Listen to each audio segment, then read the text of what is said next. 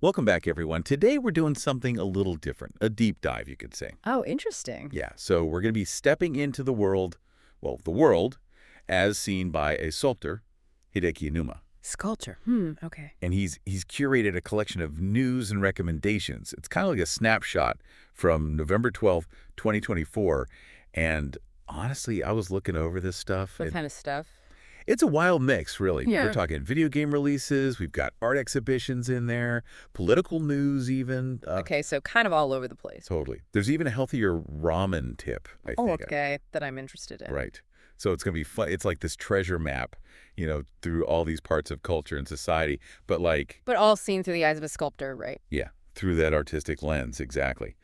So first up, right off the bat, he's super excited about the Dragon Quest III remake. Ah, Dragon Quest. Yeah, big in Japan, but I can imagine some listeners might not. Yeah, so can you give us some context? Why is this such a big deal? Well, think about it this way. Imagine the original Super Mario Bros., something super iconic, got a total modern makeover. Okay, I see.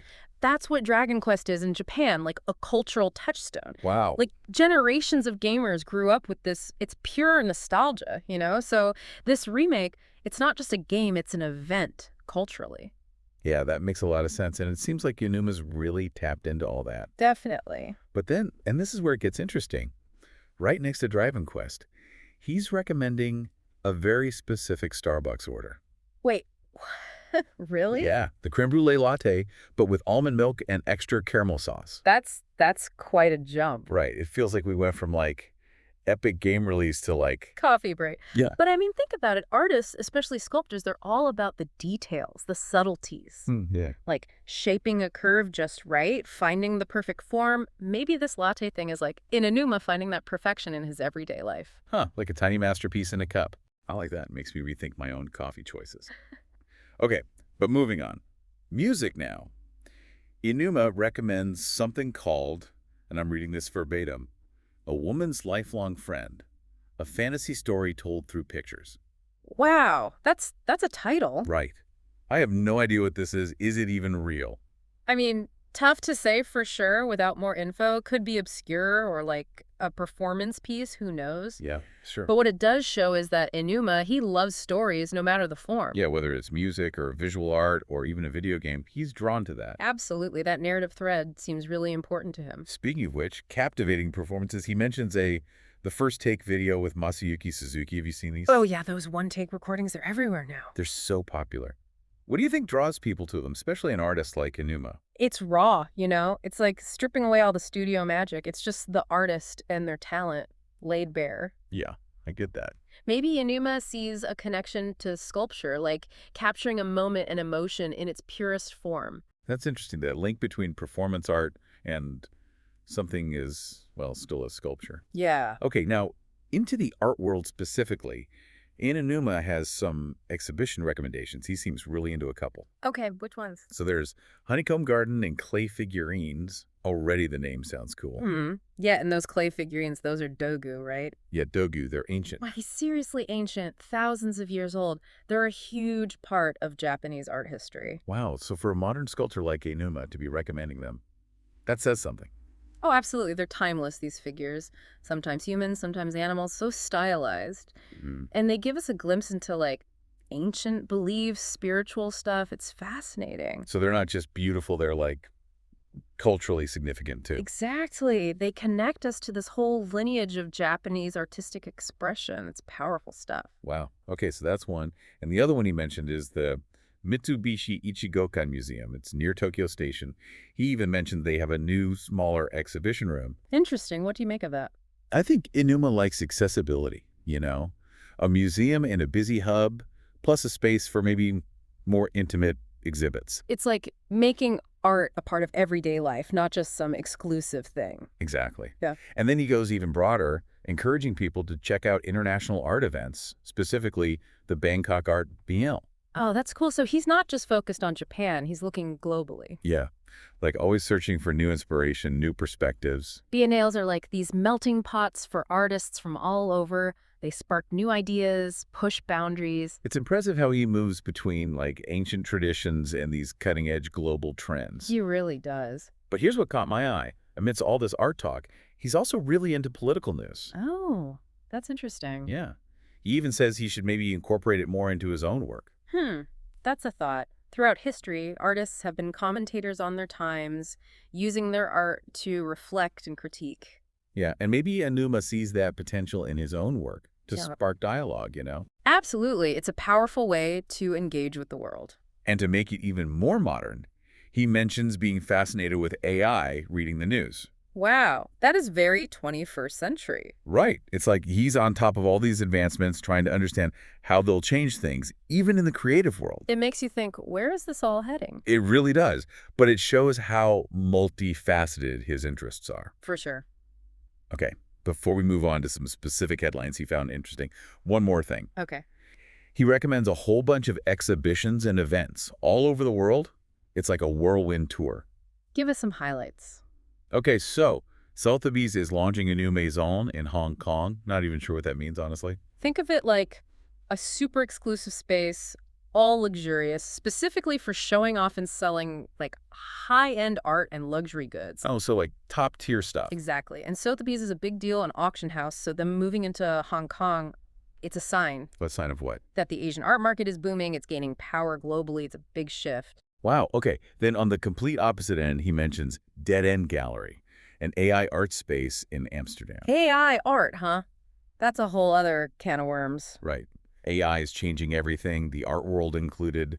It feels like we're on the verge of something big. It's definitely shaking things up, raising all these questions about like authorship, what even counts as art anymore. Yeah, and where do humans fit into all this? Exactly. But I think it's more about collaboration, Humans and AI working together, pushing boundaries in ways we can't even imagine yet. That's a cool way to look at it. It's exciting and a bit scary all at the same time. And it seems like Inuma's right there, observing it all, taking it in. Yeah, he's definitely not one to shy away from the new and unknown. It's kind of contagious, honestly. I'm already feeling inspired. Me too. But all right, let's get into some of these headlines that really caught his attention. Let's see what we can unpack. Let's do it. Okay, so one headline, it really jumps out. It claims that reducing salt intake for health is a lie. I saw that. It's like the opposite of what we always hear. Right. And he even points out this recommendation from the article to drink the whole bowl of ramen broth, which is usually a no-no, sodium-wise. Yeah, but this article, it's from President Online, right? That's a pretty reputable magazine. Yeah, it's a business and current affairs magazine, well-respected in Japan, and they're focusing on salt for specifically older people. Oh. So it's advocating for like a moderate amount of salt, but paired with, lots of veggies, balanced diet. So not just cutting salt out completely, more like finding that balance. Yeah, and for older folks, they're saying that could actually be better than going super low sodium. Huh. That's interesting. It's like a simple food choice, but then it opens up this whole discussion about health and aging. I mean, cultural attitudes towards food, too, right? Totally. It's like Iinuma uses these little news bits to jump into these bigger themes. He's not just reading headlines, he's thinking about them. He's engaging with the information, looking for different perspectives. Which is what we're trying to do here, too. Okay, another headline that caught my eye. The first public middle high school in Aichi Prefecture. Oh, yeah, I saw him mention that. And knowing his interest in 2E and gifted learners, I bet that's why it stood out to him. Yeah, what do you think? Why would that resonate with him? Well, this new school, it probably represents a move towards, like, individualized learning, recognizing that not all kids learn the same way. Yeah, that makes sense. And 2E, that stands for twice exceptional, so kids who are gifted but also have learning disabilities. Oh, right. They often get overlooked in traditional schools. Exactly. So this new school, it could be a way to create an environment where they can actually thrive. So more inclusive, more responsive to different learning styles. Yeah, and that could tie into Inuma's artistic philosophy too, Like, as an artist, he's all about expressing yourself in unique ways. Yeah, and maybe he sees a connection there with education needing to be just as individualistic. It's a beautiful thought, isn't it? Fostering that creativity in future generations. Totally. Okay, let's shift gears a bit to movies. He's super excited about Mission Impossible Dead Reckoning Part 2, calls it one of the best sequels ever. Oh, Mission Impossible. Those are always fun, but sequels are hard to get right. They are. So what do you think makes a good sequel, especially for a franchise like that? It's got to respect the original, but also take the story somewhere new, keep it exciting. That's tough balance. It is, but it sounds like Dead Reckoning Part 2 nailed it. The action, the story, all while staying true to what people love about the series. I'll have to check it out. Now, totally different vibe. He mentions this upcoming Indian film, Kalki 2898 AD. Apparently it has a huge budget, even bigger than RRR. Wow, RRR was amazing visually, so if this tops that, I'm intrigued. I'm not as familiar with Indian cinema, but this sounds like a big deal. It is. Indian cinema is really gaining global attention, and these big budget productions, they attract top talent, allow for incredible visuals. It's like showing the world what Indian filmmaking can do. Exactly. It's pushing boundaries, and I'm excited to see where it goes. And speaking of pushing boundaries, back to the art world, remember that Sotheby's Maison in Hong Kong? Yeah, the luxury art space. What about it? So you explained what a Maison is, but why is this move to Hong Kong so significant, like bigger picture? Well, Sotheby's, they're strategically positioning themselves in the Asian art market, which is growing rapidly. Makes sense. Hong Kong, it's become a hub for collectors, so this dedicated space, it's a way to connect with those high-end clients, to sell that top-tier art. So it's about access, but also about recognizing the power of the Asian market. Absolutely. It's a shift in the global art landscape, for sure. And then, total contrast. We have Dead End Gallery, that AI art space in Amsterdam. Yeah, AI art, it's still so new, so uncharted. It feels like every time we talk about AI, there are more questions than answers. Right, like what even IS art in this new age? And what's the role of the human artist? Big questions. But instead of seeing AI as a threat, I think it's an opportunity, a new tool for exploration. Like a collaboration between human and machine? Exactly. We could see completely new forms of art emerge from this, stuff we haven't even thought of yet. It's both exciting and mind-boggling. Definitely. And Iinuma, he's right there in the thick of it, watching it all unfold. He seems to really embrace those unknowns, those possibilities. He does, and that's inspiring, to be open to those new horizons. So Iinuma mentions a few more international art events, starting with the Bangkok Art Biennale, which we talked about earlier. Yeah, that's a great example of artists from all over coming together, sharing their work, their perspectives. It's like a global conversation through art. Exactly. And you discover new artists, new styles. It's a way to broaden your horizons. And then, a bit more niche, he recommends this exhibition in Los Angeles, all about basketball and art. Oh, that's interesting. What a unique combination. Right. What do you think is driving this trend of like connecting art with things you wouldn't expect? I think art is breaking free from those traditional boundaries. You know, it's not just in galleries anymore. It's in pop culture, sports, everyday life. It makes it more accessible, more relevant to people. Absolutely. It's like saying art is everywhere if you know where to look. Okay, then he mentions a new wing at the American Museum of Natural History, the Richard Gilder Center. But he compares it to the Berlin club scene. Wait, what? That's a weird comparison. A natural history museum and a club. Right. But maybe it's about creating an experience, something immersive, engaging. It's like going beyond the typical museum exhibits, maybe using technology, installations. Making it more interactive, more exciting, more like a club. Yeah, it's about making learning fun, pushing those boundaries. So it's not just what you learn, but how you learn it. Exactly. And Iinuma, he clearly appreciates places that are willing to experiment to create those unique experiences. For sure. He touches on a couple more international events. Dark Matter in Berlin, the Nita Mukesh Ambani Cultural Center in Mumbai. Wow, all over the map, literally. It's like he's on a global art quest. And art is such a great way to experience different cultures, to understand different perspectives. It transcends language. It connects people on a deeper level. Absolutely, and I think that's what Iinuma is drawn to, that shared human experience. Okay, and finally, back to Japan. He recommends the Okayama Art Experience, which seems to blend art with the natural beauty of the region. Oh, that sounds lovely. What's the appeal of these kinds of events where art is integrated into, like, landscapes or urban spaces? I think it creates this dialogue, between the art and its surroundings. You see both in a new light. It's like art isn't just this separate thing. It's a part of the world we live in. Yeah, it's woven into the fabric of our experiences. And it makes you appreciate those everyday moments, those unexpected connections. And is great at finding those hidden gems, those little sparks of beauty and inspiration. He really is. It's like a reminder to keep our eyes open, to be curious. Okay, before we wrap up, let's circle back to some of those headlines that really grabbed his attention, starting with that salt article, the one that claimed reducing salt is a lie. Oh, yeah, that was a bold statement.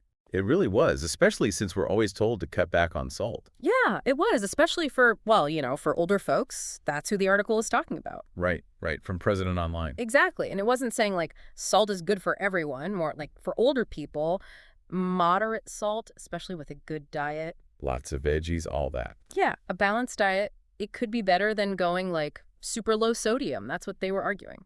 And even suggesting, like, finishing your ramen broth, which is usually considered the salty no-no. Yeah, it was definitely like a provocative take. And Iinuma, he seems to like those ideas, the ones that challenge what we think we know. Makes you rethink things, for sure. And I wonder, with this article, if he's also thinking about different cultures and how they view food and health, especially as people get older. Oh, that's interesting. Yeah, because what's healthy in one culture might be totally different in another. Exactly. And how those ideas change as we age, it's all connected. And it seems like in Iinuma, he's interested in those nuances, those different perspectives. Just taking things at face value, always digging deeper. That's what makes this so interesting. Totally agree. Okay, the other headline, the one about the new middle high school in Aichi Prefecture. That one really stood out, especially with Inuma's focus on 2E and gifted learners. Right. That new school, it probably signals a move towards like really personalized learning. Recognizing that different kids have different strengths, different needs. Yeah, instead of that one-size-fits-all approach. Exactly. And 2E, that's twice exceptional, right? Kids who are gifted but also have learning disabilities. Right, and those kids often struggle in traditional schools. Yeah, they don't always fit in. So this new school could be a way to like create a space where they can actually thrive. So more inclusive, more flexible. Exactly. And I think that probably resonates with Inuma's artistic side.